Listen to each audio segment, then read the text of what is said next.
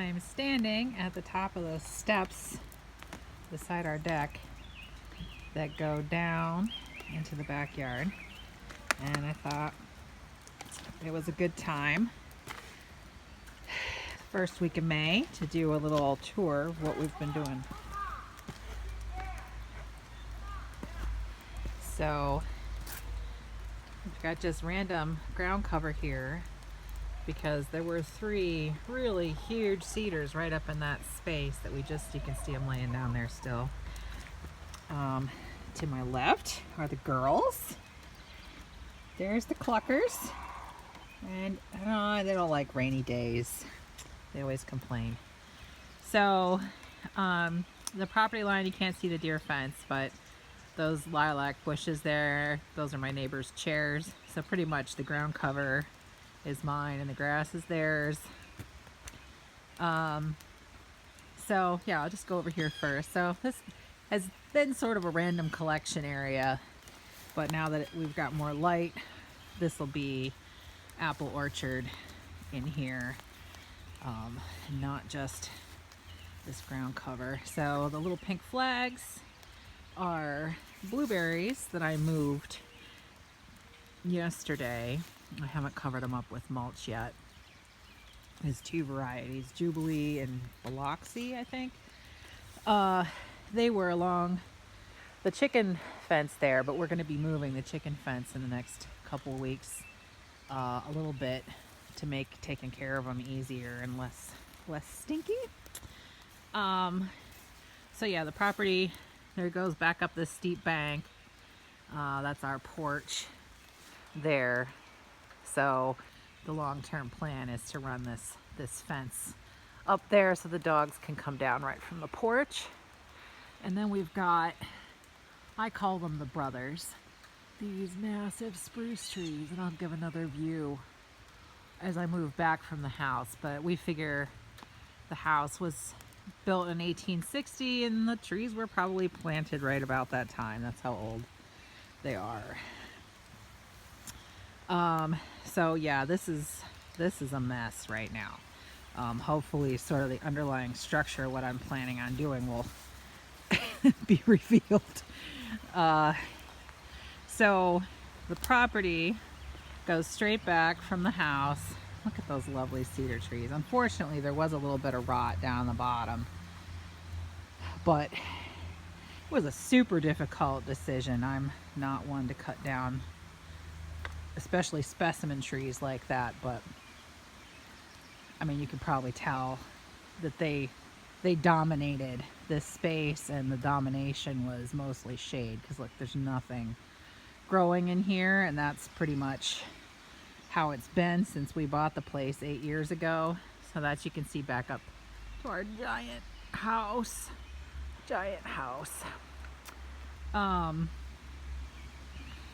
then the property goes all the way over. You can't see the street there. Maybe you can see the pile of, let's see if I can point. Yeah, that wood chip, that's the edge. There's a little side street there. So that house is on the other side of the side street. But we've got one of our best features, aside from all the gorgeous trees, a stream. And in the past, it's been a pretty dead stream. I'm feeling like this year there's less toxic stuff coming down from the hills, the farms up above, because we're kind of in the valley of the town. But this is like, to me, a daydream to live in the middle of a village and have this, right? So our property is like halfway up that bank there. My neighbor likes grass. That's fine, because the rabbits and the woodchucks, they like his grass too. So right about there where that brush pile is, and that tree, that's right about where the corner of the property is, and it keeps on going down. Neighbors for years have been stacking brush in this area. You know, it's kind of like everybody's brush pile. Luckily, not a whole lot of garbage. We've pulled some out, but it's not been too bad. So at some point I'd like to wood chip that and plant it up with something beneficial. You know, sunchokes maybe that I want to contain somewhere. So we took down, in addition to those central cedars, we took down several on the property line here.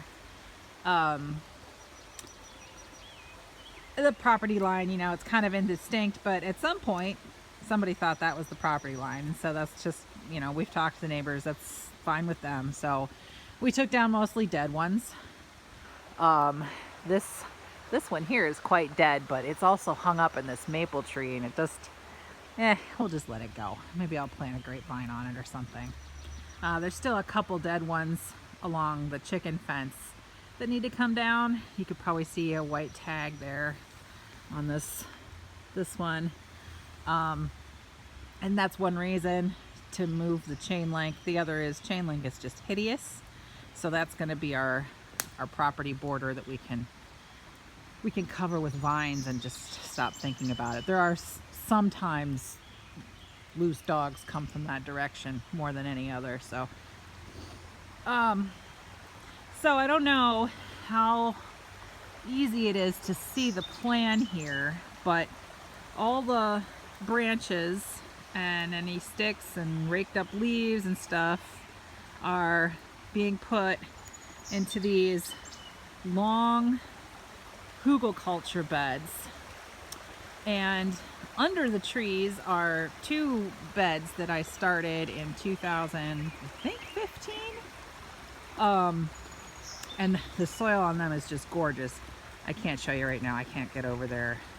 Well, maybe I can.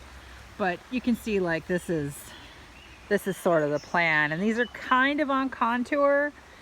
And, you know, in some of the areas I'll be digging down and putting the soil up into the hugel beds.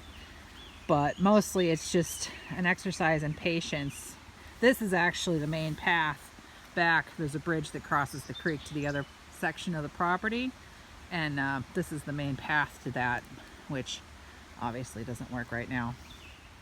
This area was a really cool fire pit under the trees, but now that zone, sorry, that bad angle, this area here is going to be a round greenhouse, and the base is going to be cordwood construction. You can see those stacks we have of the cedar. And this is northern white cedar, which from what I've read is pretty much your best choice to do cordwood construction. And these slices are going to be art projects. Way up there in my studio, see that top window? That's my painting studio. So the cordwood construction is going to be like a hip-high wall, and then we'll do, who knows at this point what it's going to be covered with. All right, let's see if I can sneak around here and show you some of the other things. You can just see this little row of trees. See these little trees here? These are grafted apples that I did this spring. My first attempt at grafting. I'm so proud of myself. They turned out. I'm not, they're all, almost all of them have taken. I think there's one or two down there at the other end that didn't. And some of them have actual, let me see if I'm not very good at this close-up focus thing. But some of them have little flower buds on them. I'm not sure if that's bad, but I'm kind of terrified to take them off. So I'm just gonna let it go. We had frosty, snowy slush on the ground when I got up this morning, so I'm glad to see these don't look burnt. So, excuse me, these boxes have been in place. This guy here, pool guy, he and I did not have a friendly relationship at first. He used to mow back here and tell me it was common space, so I kind of put this barrier up, and the boxes just to show him it wasn't common space, you know. I didn't put the fence up till this spring, but the fence is really dear. He and I are on better terms now. We mutual tolerance factor has grown over the years, I guess. So here's, I call this the mother tree, another Norway spruce. She's probably not the mother of the guys up by the house, but she's bigger and she's pretty. So I think she was maybe planted as a property marker, because you can see that pink tag. This house here just sold, so they did the survey, which was nice, because then I could put my fence up, which goes all the way back to the culvert over there, and it's too sloppy for me to dig back there. But you can see, like, a lot of water moving through here, and of course it's been raining a lot the last couple days. The ground's pretty well saturated everywhere. This tree, this big one back there, that was down when we moved in. And it's deteriorating, but man, not very fast. And that was a Norway spruce too. Its trunk is still there, but I can't find really the stump exactly where that was. And this pine tree we took down 4 or 5 years ago. It just kind of died in place. There's not a lot of light back in here. So that's the other property line with more Norway spruce. I'm not going to cross the bridge. It's very slippery when it's wet, and I'm not so agile. So I kind of let this area go wild. I haven't done anything. I just kind of want to see what came up. And there's a lot of wild blackberry, a lot of just, you know, scrub thorny bushes, rose bushes, flowers, wild mustard. The only thing I try to keep control of is the, what is it, pokeberry, because my kids are really allergic to it and it's toxic. Step on the bridge just a little bit here. Right along the bank in this area, my son and I, Luke is my boy, he's 13, we planted, well, we'll call it planting, we stabbed elderberry cuttings, black elderberry cuttings from bushes that I had planted over here in 2014, 16, I don't know, a long time ago. So we trimmed those back in early March, stabbed them in over here, and a few more along the bank to the left here. And a lot of them are taking. I'd say half of them are taking. We also thinned out this little grouping of trees. At some point, somebody planted privet on this property as probably a deer deterrent. So this hugel bed all along the creek bank is my attempt at deterring the privet, because it's just a voracious spreader, and it's really not good for anything. I mean, even my rabbits won't eat it. So I can't like cut it as forage. I have left it in places along the creek bank just for, you know, to hold the bank together until I can get something like willow in there. And there's a plant bucket that somehow escaped me. We had thought to maybe make a little dam here and a sand filter at some point, you know, like run the creek right through sand as a cleaning mechanism for the water. That's kind of a long-term project. I'm really not sure how that'll function, or if it's going to be a problem with the village. And this is kind of a jumble here. The hardware came apart on my swing. This is very well-aged compost, and I'm saving it for when my grapes come in a few weeks. peas. Doesn't look like the deer have gotten them. The chickens did a couple times. This swing was a daydream of my mom's. She wanted a swing. Finally, she got one. She's been gone a long time now, so it's not in the greatest repair, but it's going to become a grape arbor, which is also another tribute to her and her love of all things plants. So yeah, this is I think going to fail. This is a grafting attempt on a really beat up crab apple.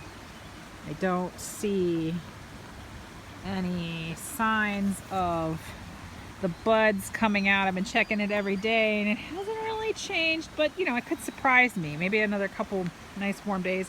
You can see it's been hacked at pretty bad. So I didn't put high value scions on there because I wasn't at all confident that it would take.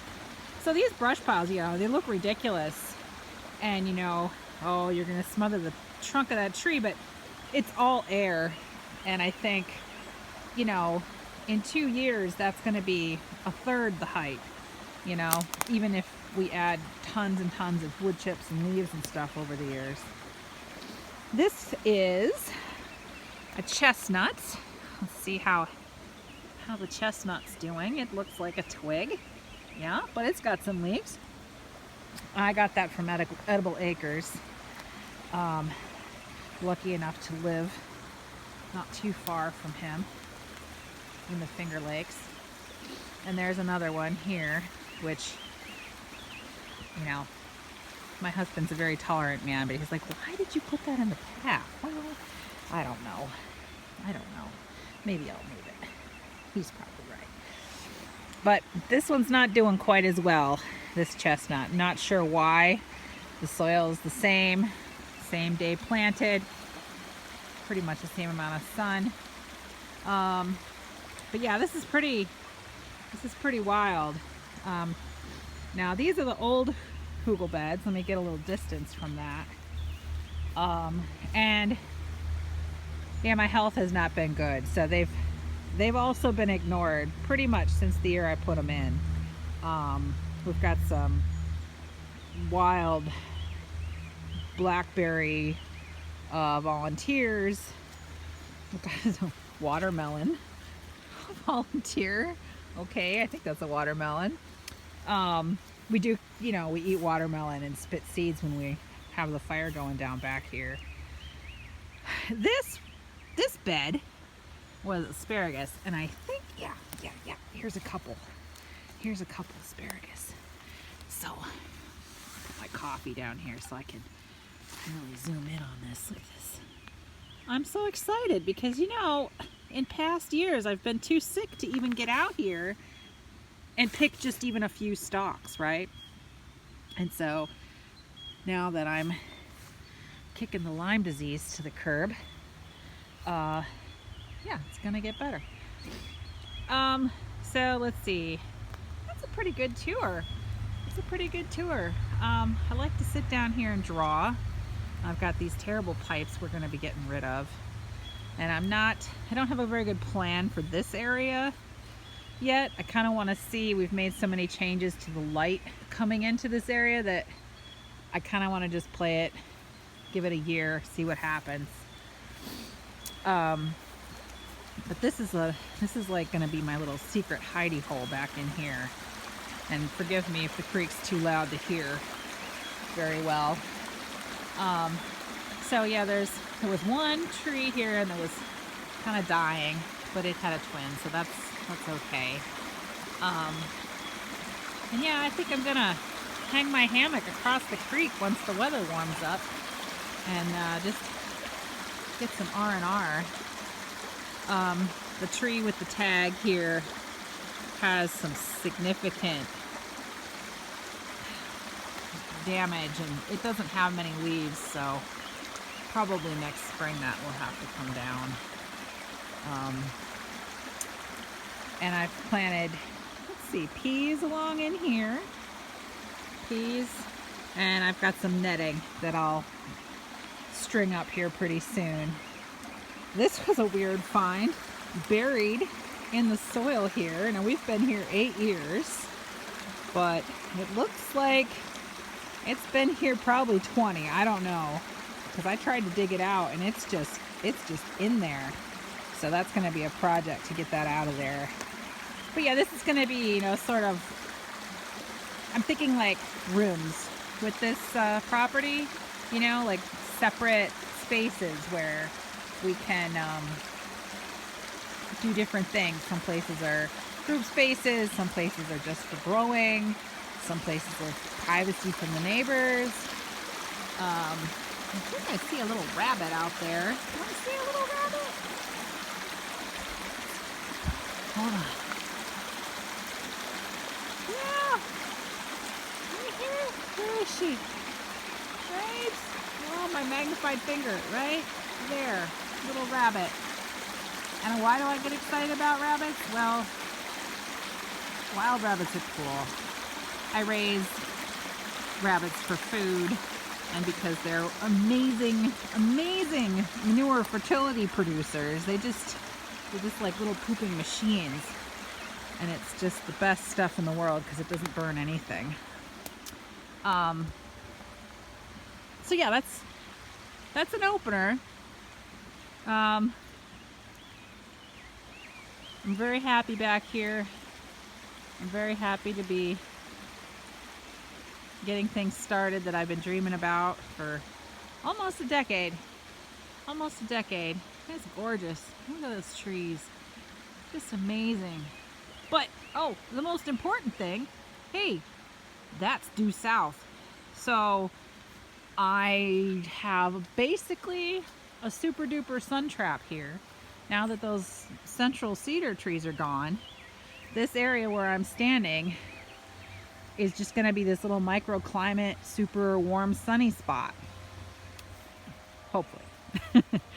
And this area in here is going to be a really massive bed of tomatoes, if I can get them to germinate better than they have been so far inside. All right, that's enough for today. We're gonna get the kids and my husband out here later today when it dries up just a little bit, and we're gonna be disassembling these trees, and we'll come back in a week and see what it looks like. See you later.